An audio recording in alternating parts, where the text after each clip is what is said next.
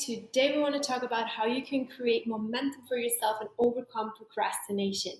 You might have adapted some habits and thought patterns that keep you from getting the success you're wanting. So today I'm going to share my 5 strategies on how to overcome these and create momentum for yourself.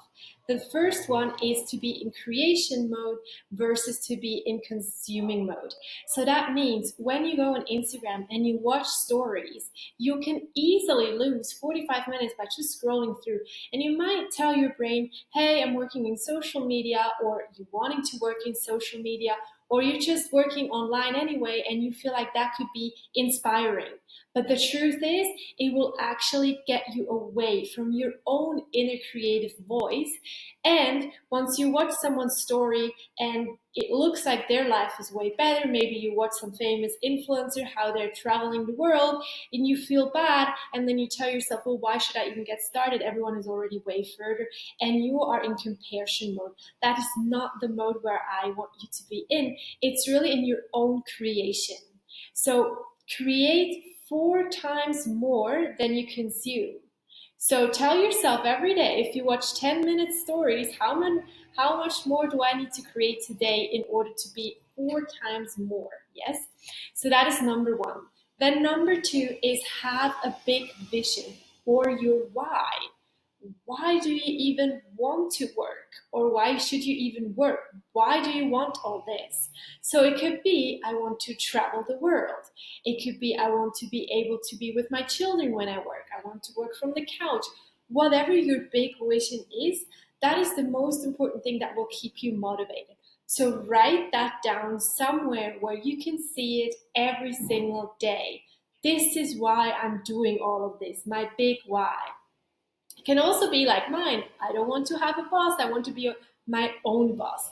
So have your why written down. Then number 3, and that is where I see most people who work online fall in a trap. You create a goal plan towards your why and not a random to-do list. So you first create a strategy and a goal plan on how you can achieve your bigger vision and not just random to-do lists. So let me explain that a bit further. What I see happen a lot is looking at other women's to-do lists, and I see create a nice Pinterest board or create branded stories or have a logo or have a website, when really my goal is to have 5 clients in the next 90 days. Those to-dos are nice to have, but they won't move you towards your goal. So then every day when you did your to-do list or just a part of it, you still won't feel motivated the next day because you didn't really achieve something that feels inspiring or motivating. However, if your goal, let's say, would be I want to have 1 new client or my first client in the next 30 days, then that is your goal, your bigger goal that moves into your bigger vision, right? So you write down your goal, and now you're going to write down all the tasks that will help you achieve this goal. So this could be, I am active every day 30 minutes in entrepreneurial Facebook groups because I've seen job posts in there. I am active on LinkedIn. I reach out to 5 potential clients every day. I send out cold pitch emails. List all those tasks, and then every day you focus on only 3 of those tasks. And those 3 tasks are actually the ones who will move you towards your goal. So you could be doing 40 tasks every day, but yet you won't reach your goal because they're not moving you towards that goal. So then when you do those tasks every day, you will also create some small wins for yourself, which then feeds into the motivation because each day you see, okay, something happens. Maybe you get a nice comment, maybe you get an email back, whatever it is, it creates those small wins, and we're going to talk about that at the end.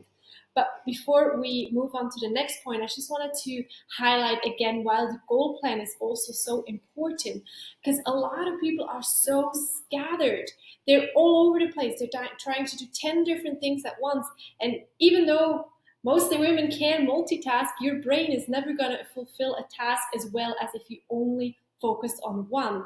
So you have one goal that you want to achieve, you list all those tasks, and then number 4, you are going to be laser focused on that. With laser focused, I mean you map out in a Google Calendar what task are you going to do at what time. And I mean email closed, phone in a different room, no other tabs open.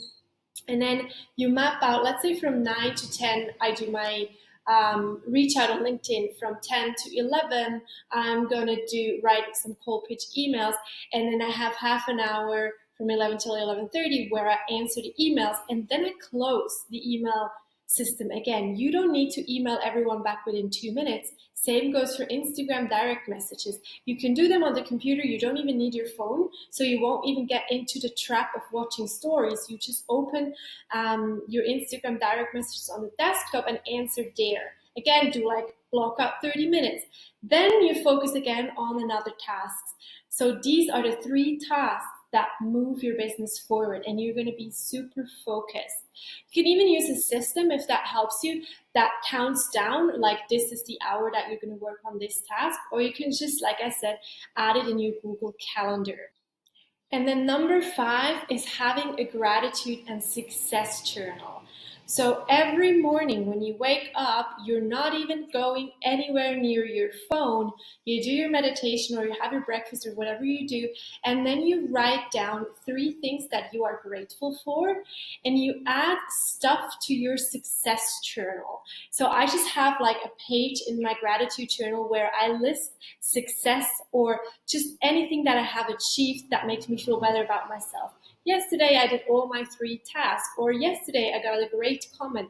Yesterday I booked a client. And you fill up this list. Every time you feel bad, you can go back to the list and see, hey, I'm actually moving forward. I do stuff, right?